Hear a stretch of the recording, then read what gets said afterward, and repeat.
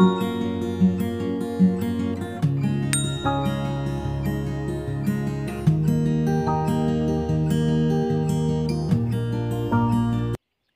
सुप्रिय दर्शक, आमी नीलकमल और बिউটি অফ নেচার ইউটিউব চ্যানেলে আপনাদের সবাইকে স্বাগত।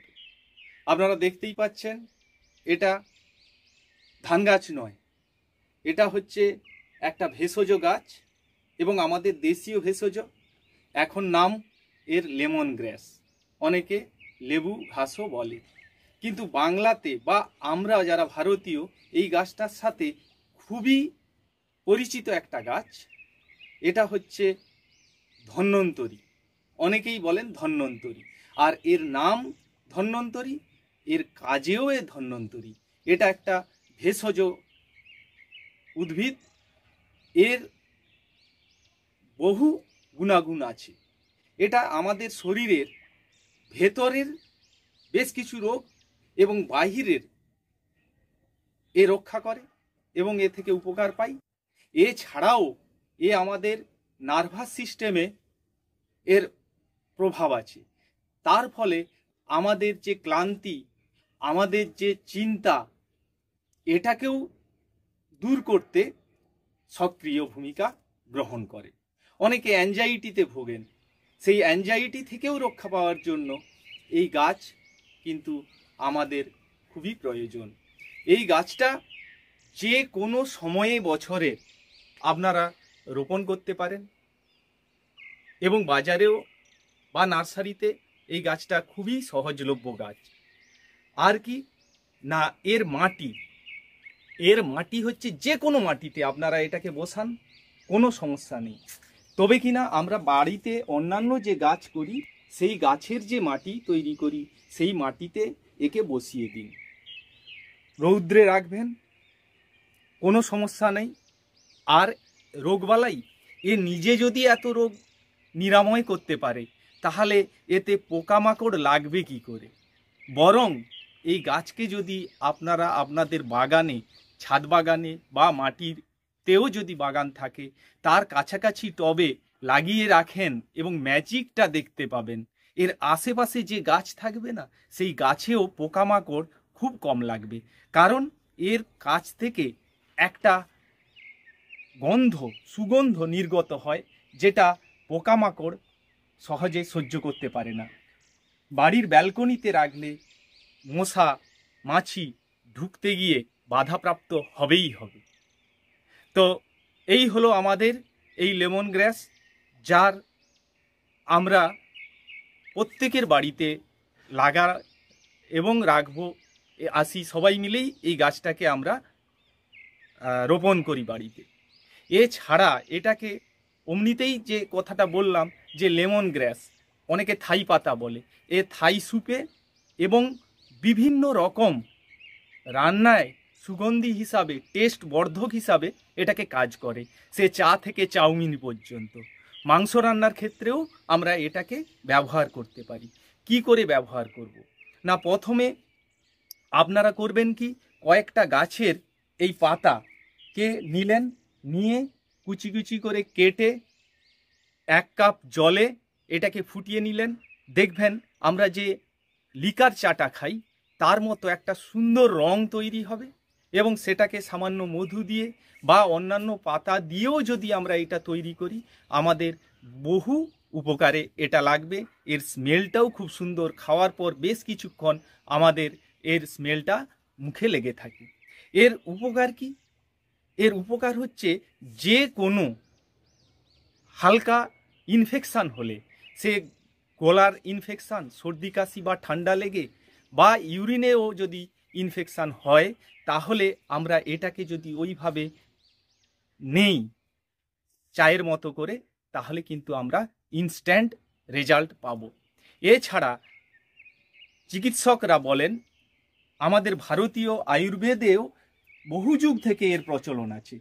এই জন্যই মুনি ঋষিরা এটাকে ধন্বন্তরী বলে গেছেন, আর আমরা এটাকে বলি ইংরেজিতে লেমন গ্রাস।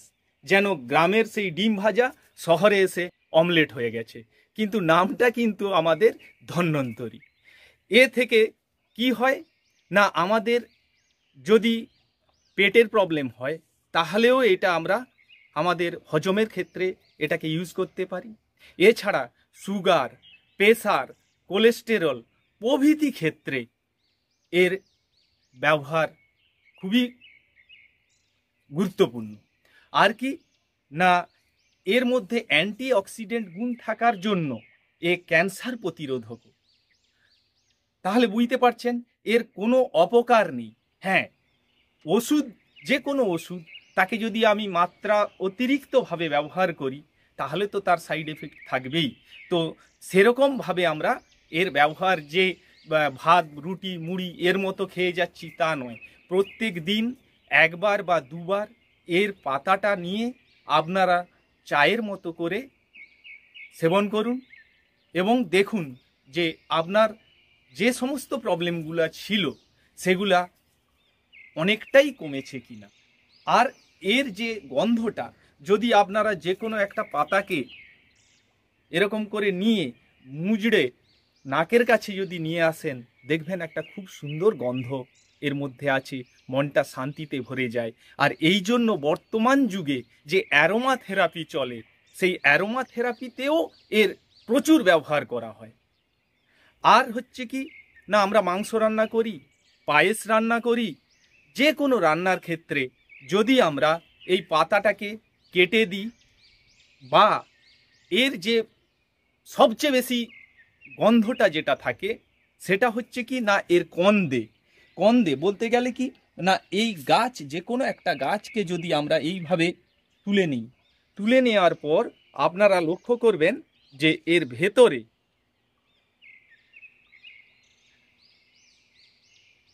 ভেতরে যে সাদা অংশটা থাকে, এর স্মেলটা, এইখানের যে অংশটা, এর স্মেল কিন্তু আরও অনেক বেশি এবং আরও বেশি উপকারী। এইভাবেও আপনারা এটা ব্যবহার করতে পারেন। এবং আমি প্রায়ই এই দিকটা দেখতে পাচ্ছেন টবের যে প্রায় হালকা হয়ে গেছে, এইভাবেই আমি এটাকে প্রায়ই ব্যবহার করি। আর কি না, গাছের পাতা ধরুন মনে করুন যে শুকনো হয়ে গেছে, একে কেটে ফেলে দেবেন না, এটাকে কেটে প্যাকেটে করে রেখে দিন। প্রয়োজনে এটাকে ওই একই রকমভাবে চা খাওয়ার মতো, চা তৈরি করার মতো তৈরি করে আপনারা ব্যবহার করতে পারেন। এবং বাজারেও ওই শুকনো পাতাটাই আমরা কিনে আনি ভালো দাম দিয়ে, সেটাও কিন্তু আপনারা ঘরে রেডি করে রাখতে পারবেন। আর কি না, এটা লাগাবো কিভাবে, এটাকে প্রথমে বাজার থেকে বা নার্সারি থেকে ছোট প্যাকেটে করে নিয়ে আসুন।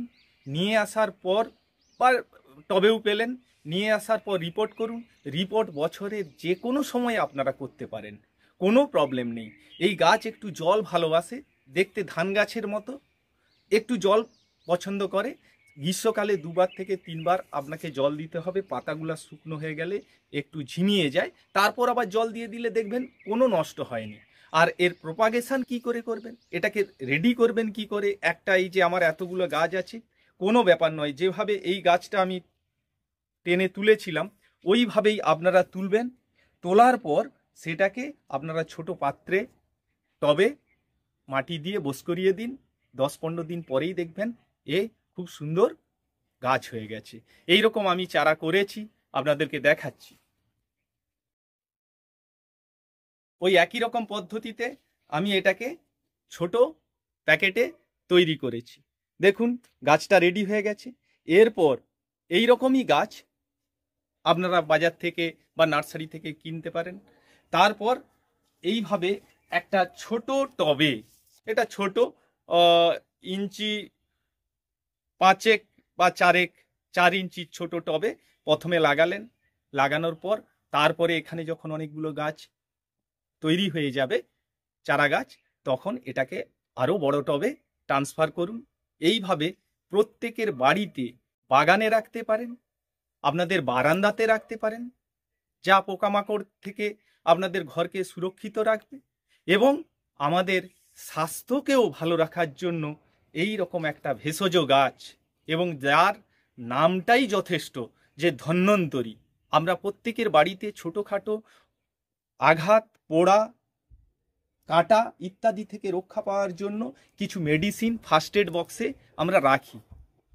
তো একই রকমভাবে যদি আমরা এই গাছটাকে আমরা ফার্স্ট এড বক্সে না রেখে অর্থাৎ বারান্দাতে যদি রাখতে পারি, আমাদেরও অনেক উপকারে লাগবে। তাই প্রত্যেকে বলি, আসুন আমরা গাছ লাগাই, প্রাণ বাঁচাই, সমাজ তথা নিজেও ভালো থাকি আর পরিবেশকেও ভালো রাখি। ধন্যবাদ সবাইকে।